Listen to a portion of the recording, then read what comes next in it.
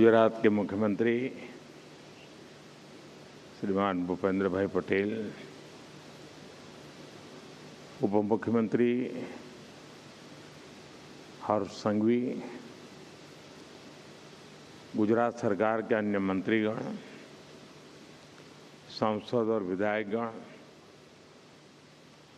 Excellencies, उद्योग जगत के प्रतिनिधि, अन्य महानुभाव, देवी और सज्जनों, 2026 के आरंभ के बाद ये मेरा गुजरात का पहला दौरा है।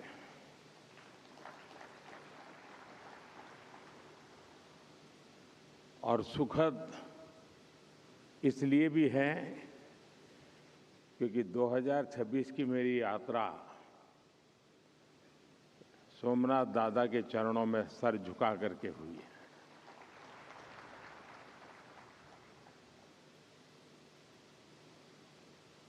और अब मैं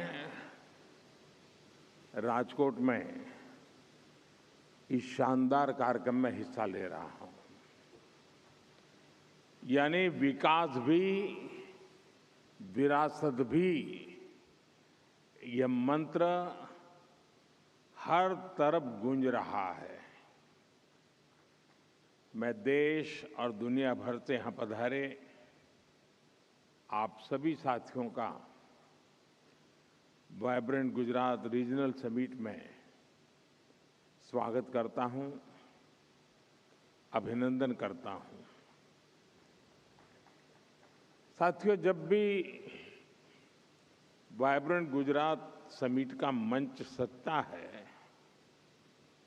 तो मुझे सिर्फ एक समिट नहीं दिखती, मुझे 21वीं सदी के आधुनिक भारत की वो यात्रा नजर आती है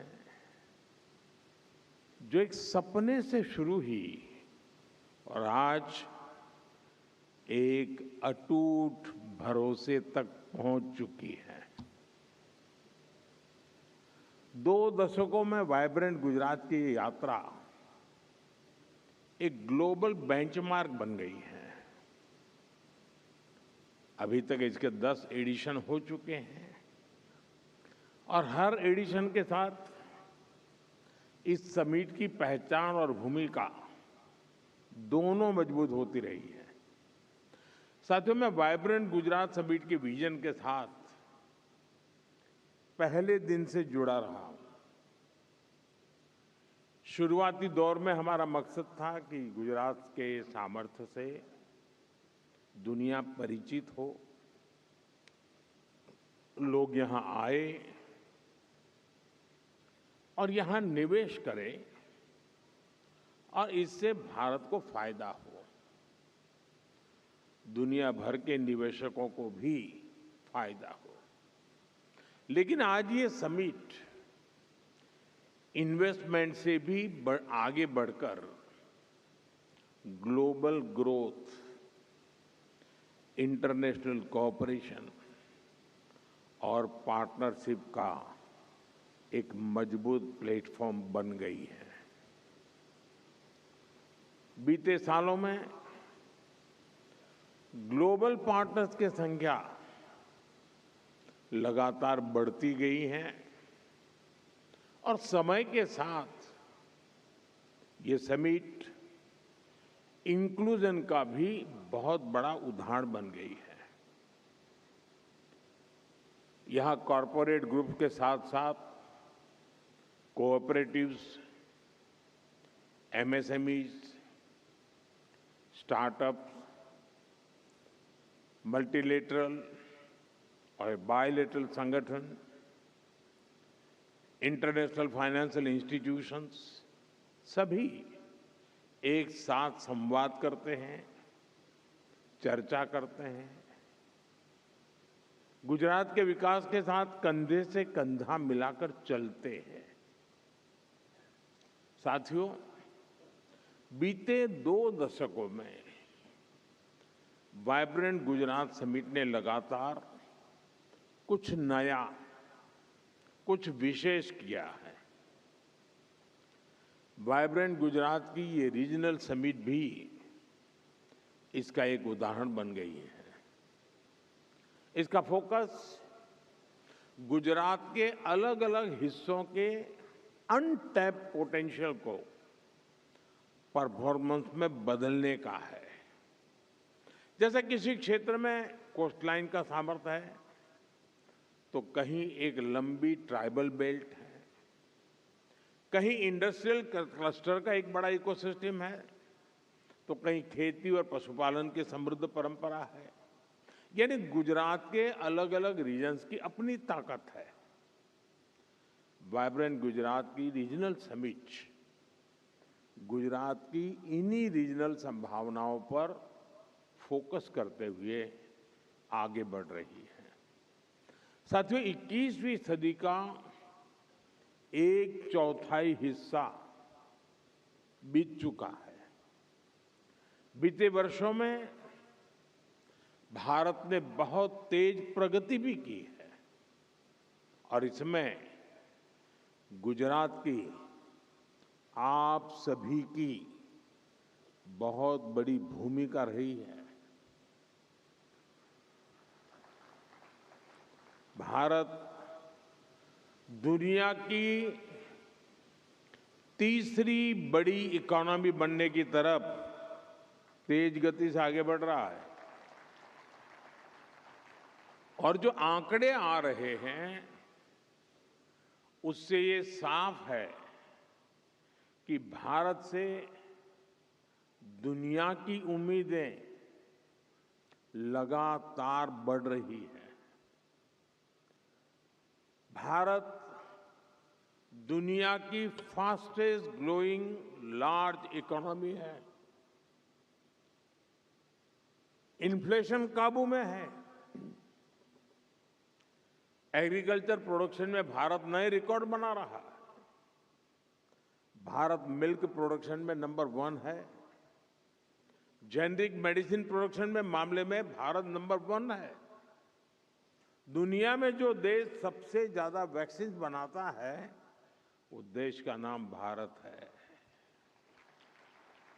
साथियों, भारत की ग्रोथ से जुड़ी fact reform, perform and transform के मंत्र की उस मंत्र की सक्सेस स्टोरी है।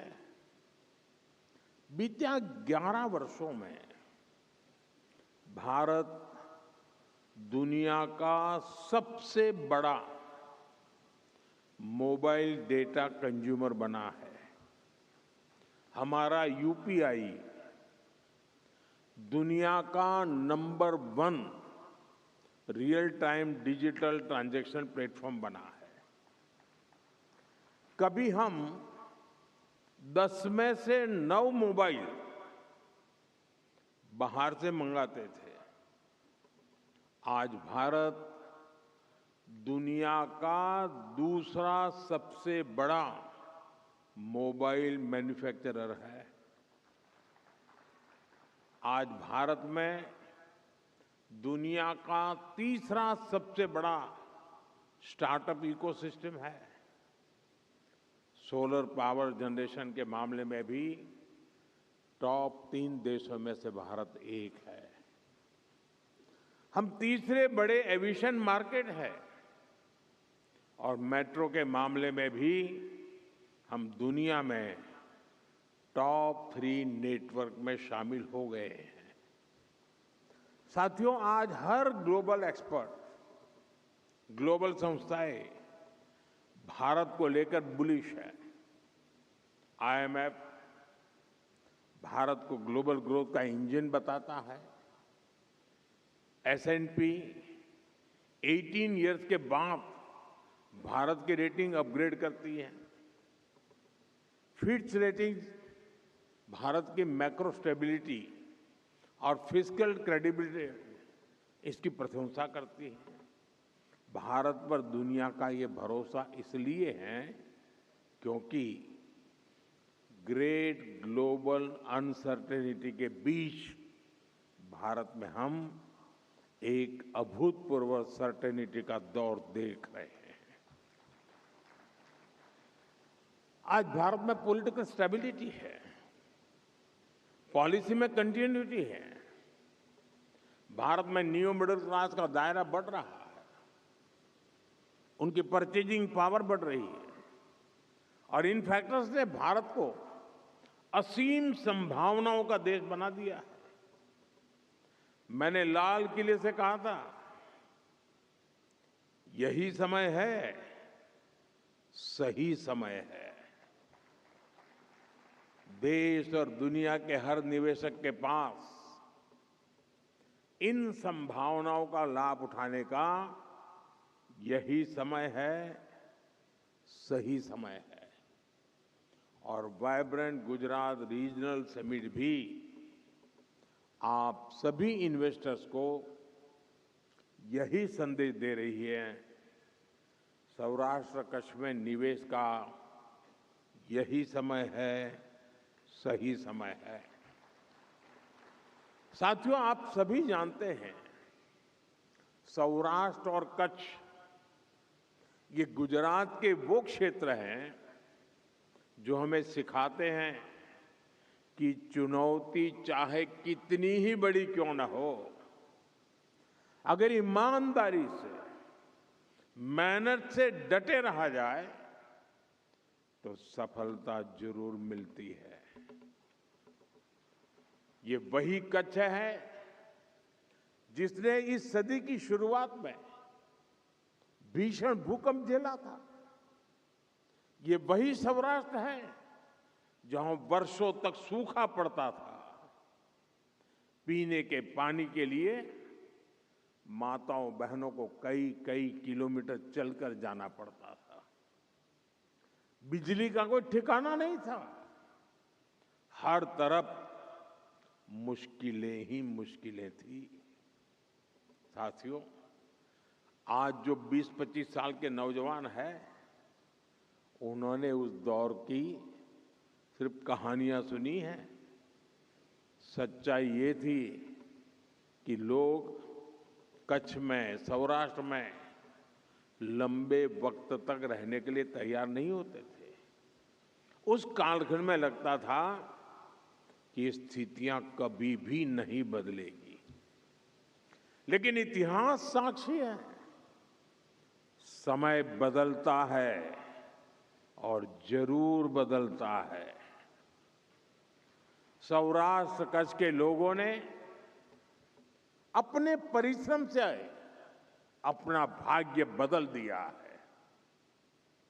साथियों, आज सौराष्ट्र और कच्छ सिर्फ अवसरों का ही क्षेत्र नहीं है, बल्कि एक क्षेत्र भारत की ग्रोथ का एंकर रीजन बन चुका है।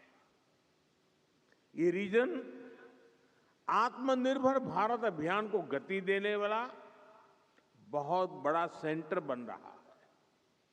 भारत को ग्लोबल मैन्युफैक्चरिंग हब बनाने में सौराष्ट्र और कच्छ की बहुत बड़ी भूमिका है और ये भूमिका मार्केट ड्रिवन है और यही बात इन्वेस्टर्स के लिए सबसे बड़ा भरोसा बनती है। यही राजकोट में ही 2.5 लाख से अधिक एमएसएमईज हैं। यहां अलग अलग इंडस्ट्रियल क्लस्टर्स में स्क्रू ड्राइवर से लेकर auto parts, machine tools, luxury car के लाइनर्स, एरोप्लेन, फाइटर प्लेन और रॉकेट तक के पार्ट्स ये हमारे राजकोट में बनते हैं।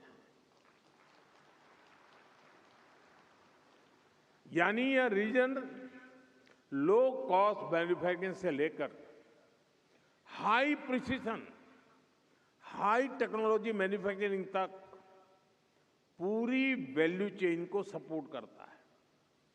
और यहां का ज्वेलरी उद्योग तो अपने आप में विश्व प्रसिद्ध है। यह सेक्टर स्केल, स्किल और ग्लोबल लिंकेज तीनों का उदाहरण है। साथियों, अलंग दुनिया का सबसे बड़ा शिप ब्रेकिंग यार्ड है। दुनिया के 1/3 शिप्स यहीं पर रिसाइकल होते हैं। यह सर्कुलर इकोनॉमी में भारत की लीडरशिप का भी प्रमाण है। भारत टाइल्स के बड़े प्रोड्यूसर में से एक है। इसमें भी मोरबी जिले का योगदान बहुत बड़ा है। यहाँ मैन्युफैक्चरिंग कॉस्ट कॉम्पिटिटिव भी है और ये ग्लोबली बेंचमार्क भी है। और मुझे याद है, सौराष्ट्र के अखबार के लोग यहाँ मौजूद होंगे और मेरे बाल नोच लेते थे। एक बार मैंने यहाँ सौराष्ट्र में भाषण में कहा था, मैं એમ કહેલું કે હું જોઈ શકું છું કે એક સમય એવો આવશે કે મોરબી, જામનગર અને રાજકોટ આ ત્રિકોણ મિની જાપાન બનશે। ત્યારે મારી બહુ મજાક ઉડાયેલી। આજે હું મારી આંખો સામે હકીકત જોઈ રહ્યો છું। हमें धोलेरा स्पेशल इन्वेस्टमेंट रीजन पर भी बहुत गर्व है। आज ये शहर मॉडर्न मैन्युफैक्चरिंग का बहुत बड़ा केंद्र बन रहा है। धोलेरा में भारत की पहली सेमीकंडक्टर फैब्रिकेशन फैसिलिटी तैयार हो रही है। ये रीजन फ्यूचर टेक्नोलॉजी के लिए अर्ली मूवर एडवांटेज दे रहा है। यानी आपका इन्वेस्टमेंट बढ़ाने के लिए इस क्षेत्र में जमीन पूरी तरह तैयार है। इंफ्रास्ट्रक्चर रेडी है, पॉलिसी प्रेडिक्टेबल है और विजन लॉन्ग टर्म है। साथियों, सौराष्ट्र और कच्छ भारत की ग्रीन ग्रोथ का, ग्रीन मोबिलिटी का और एनर्जी सिक्योरिटी का भी एक बड़ा हब बन रहा है। कच्छ में 30 गीगावाट कैपेसिटी का रिन्यूएबल एनर्जी पार्क बन रहा है। ये दुनिया का सबसे बड़ा हाइब्रिड एनर्जी पार्क होगा। आप कल्पना कर सकते हैं, यह पार्क पेरिस सिटी से भी 5 गुना बड़ा है। यानी इस क्षेत्र में क्लीन एनर्जी एक कमिटमेंट के साथ साथ कॉमर्शियल स्केल रियलिटी भी है। आप सभी ग्रीन हाइड्रोजन के पोटेंशियल से परिचित हैं। भारत में इस दिशा में अभूतपूर्व स्पीड और स्केल पर काम चल रहा है। यहां कच्छ और जामनगर ग्रीन हाइड्रोजन प्रोडक्शन के बड़े केंद्र बन रहे हैं। कच्छ में एक विशाल battery energy storage system BESS भी स्थापित किया जा रहा है। यानी रिन्यूएबल एनर्जी के साथ ग्रिड स्टेबिलिटी और रिलायबिलिटी भी एंश्योर की जा रही है। साथियों, कच्छ और सौराष्ट्र का एक और बहुत बड़ा सामर्थ्य है, यह रीजन भारत के वर्ल्ड क्लास पोर्ट से लेस है। भारत के एक्सपोर्ट का बहुत बड़ा हिस्सा यहीं से गुजरता है। पीपावाव और मुंद्रा जैसे पोर्ट्स भारत के ऑटोमोबाइल एक्सपोर्ट्स के मेजर हब बन चुके हैं। पिछले वर्ष गुजरात के पोर्ट से करीब 2.25 लाख व्हीकल्स एक्सपोर्ट हुए हैं। लॉजिस्टिक्स ही नहीं, यहां पोर्ट लेड डेवलपमेंट के हर एस्पेक्ट में इन्वेस्टमेंट की अनंत संभावनाएं हैं। इसके साथ ही गुजरात सरकार फिशरीज सेक्टर को भी विशेष प्राथमिकता दे रही है। फिशरीज इंफ्रास्ट्रक्चर पर यहां बड़े पैमाने पर काम हुआ है। सी फूड प्रोसेसिंग से जुड़े इन्वेस्टर्स के लिए यहां स्ट्रांग इकोसिस्टम तैयार है। साथियों, इंफ्रास्ट्रक्चर के साथ साथ इंडस्ट्री रेडी वर्कफोर्स आज सबसे बड़ी आवश्यकता है और गुजरात इस मोर्चे पर इन्वेस्टर्स को पूरी सर्टेनिटी देता है। यहाँ एजुकेशन और स्किल डेवलपमेंट का इंटरनेशनल इकोसिस्टम मौजूद है। गुजरात सरकार की Kaushal skill university future ready skill में युवाओं को तैयार कर रही है। ये ऑस्ट्रेलिया और सिंगापुर की यूनिवर्सिटी के साथ कोलैबोरेशन में काम कर रही है। नेशनल डिफेंस यूनिवर्सिटी भारत की पहली नेशनल लेवल डिफेंस यूनिवर्सिटी है।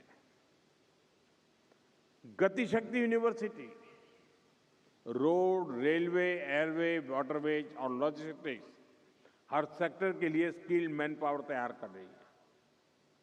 यानी इन्वेस्टमेंट के साथ साथ यहां टैलेंट पाइपलाइन भी एश्योर्ड है। आज ढेर सारी फॉरेन यूनिवर्सिटीज भारत में नए नए अवसर देख रही हैं और गुजरात उनके लिए प्रिफर्ड डेस्टिनेशन बन रहा है। गुजरात में ऑस्ट्रेलिया की 2 प्रमुख यूनिवर्सिटीज अपने कैंपस शुरू कर चुकी है। आने वाले समय में ये संख्या और बढ़ने वाली। साथियों, गुजरात में नेचर भी है, एडवेंचर भी है, कल्चर भी है और हेरिटेज तो है ही है। यानी टूरिज्म का जो अनुभव चाहिए वो यहां मिलेगा। लोथल भारत की 4,500 साल पुरानी समुद्री विरासत का प्रतीक है। यहां दुनिया का सबसे प्राचीन मानव निर्मित डॉकयार्ड मिला है। यहां नेशनल मैरीटाइम हेरिटेज कॉम्प्लेक्स तैयार हो रहा है। कच्छ में आजकल रण उत्सव का आयोजन भी हो रहा है। यहां की टेंट सिटी में रुकना एक अलग अनुभव होता है। साथियों, जो जंगलों का, वाइल्ड लाइफ का शौकीन है उसके लिए गिर फॉरेस्ट में एशियाटिक लायन के दर्शन से बेहतर भला क्या अनुभव हो सकता है। यहां हर वर्ष 9 लाख से अधिक पर्यटक आते हैं। जिसे समंदर का साथ अच्छा लगता है उनके लिए शिवराजपुर बीच है जो ब्लू फ्लैग सर्टिफाइड है। इसके अलावा मांडवी, सोमनाथ, द्वारका में भी बीच टूरिज्म के लिए अनेक संभावना है। यहां पासी में दीव भी है। दीव भी वाटर स्पोर्ट्स का, बीच गेम्स का बेहतरीन डेस्टिनेशन बन रहा है। यानी आप इन्वेस्टर्स के लिए सामर्थ्य से, संभावनाओं से भरा ये पूरा क्षेत्र है। आप जरूर इसका पूरा लाभ उठाइए। और मैं बहुत पहले से कहता आया हूं, अगर आप देरी करें तो मुझे दोष मत देना। सौराष्ट्र कच्छ में आपका हर निवेश गुजरात के विकास को गति देगा, देश के विकास को गति देगा। और सौराष्ट्र की ताकत, अभी रवांडा के हाई कमिश्नर बता रहे थे कि मैं जब रवांडा गया तो मैंने 200 गाय वहां गिफ्ट की थी। ये 200 गाय हमारी गिर गाय थी।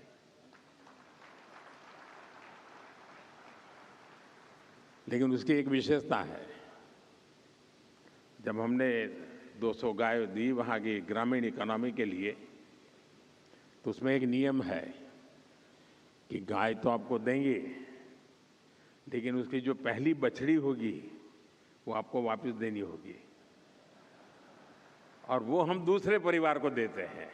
यानी इन दिनों वो 200 गाय से शुरू हुआ, हजारों परिवारों के पास गाय पहुंच चुकी है। रवांडा की ग्रामीण इकोनॉमी को बहुत बड़ी ताकत दे रही है और हर घर में गिर गाय नजर आ रही है। ये है मेरा सौराष्ट्र।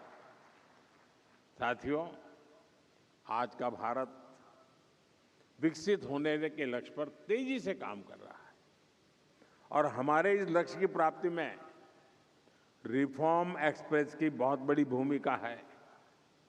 रिफॉर्म एक्सप्रेस यानी हर सेक्टर में नेक्स्ट जनरेशन रिफॉर्म, जैसे अब से कुछ समय पहले ही देश ने नेक्स्ट जनरेशन जीएसटी रिफॉर्म लागू किए थे। हर सेक्टर पर इसका अच्छा असर दिखा। विशेष रूप से हमारे एमएसएमईज को बहुत फायदा हो रहा है। रिफॉर्म एक्सप्रेस पर सवार भारत ने बहुत बड़ा रिफॉर्म इंश्योरेंस सेक्टर में किया गया है। भारत ने इंश्योरेंस सेक्टर में 100% एफडीआई को मंजूरी दे दी है। इससे देशवासियों को 100% बीमा कवरेज देने के अभियान को गति मिलेगी। इसी तरह करीब 6 दशक के बाद इनकम टैक्स कानून को आधुनिक किया गया है। इससे करोड़ों टैक्स पेयर्स को फायदा होगा। भारत ने ऐतिहासिक लेबर रिफॉर्म्स को भी लागू कर दिया है। इससे वेजेज, सोशल सिक्योरिटी और इंडस्ट्री तीनों को एक यूनिफाइड फ्रेमवर्क मिला है। यानी श्रमिक हो या फिर इंडस्ट्री, सभी का इससे फायदा है।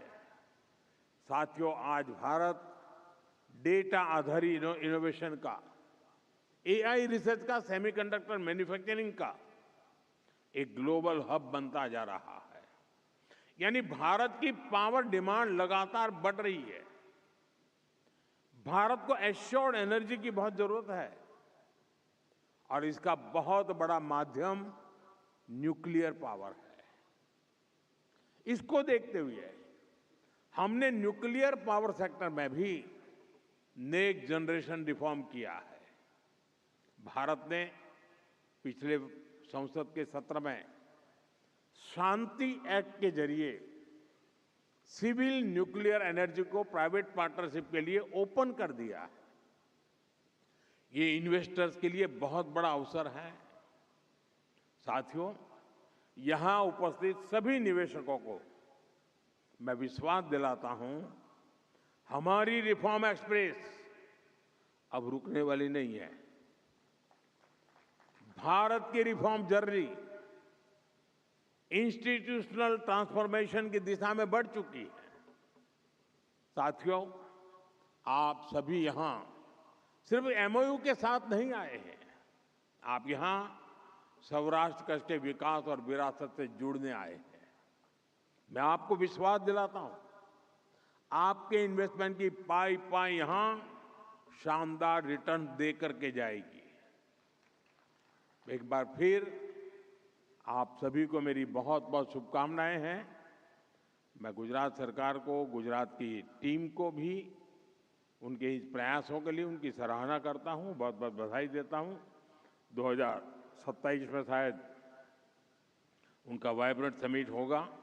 उसके पहले ये रीजनल समिट एक अच्छा प्रयोग हो रहा है और मुझे खुशी हो रही है कि जिस काम को शुरू करते समय मुझे काम करने का अवसर मिला था, आज जब मेरे साथियों के द्वारा उस तक का विस्तार हो रहा है, उसको नई ऊर्जा मिल रही है, तो आनंद अनेक गुना बढ़ जाता है। मैं आपको बहुत बहुत बधाई देता हूं, बहुत बहुत शुभकामनाएं देता हूं। धन्यवाद। माननीय प्रधानमंत्री जी, आपके ओजस्वी और ऊर्जावान संबोधन के लिए आपका हृदय से आभार। आपके शब्दों ने कच्छ और सौराष्ट्र के साथ पूरे राष्ट्र को एक नई दृष्टि और अटूट विश्वास दिया है। विकसित भारत के आपके संकल्प को सिद्ध करने के लिए हम पूरी तरह प्रतिबद्ध हैं। Thank you, Honorable Prime Minister, sir, for your unwavering leadership and for inspiring a billion dreams. As our Honorable Prime Minister, sir, departs, let the applause resonate. Gujarat के राजकोट से वाइब्रेंट गुजरात क्षेत्रीय सम्मेलन का सीधा प्रसारण आप देख रहे थे। प्रधानमंत्री नरेंद्र मोदी ने अपना संबोधन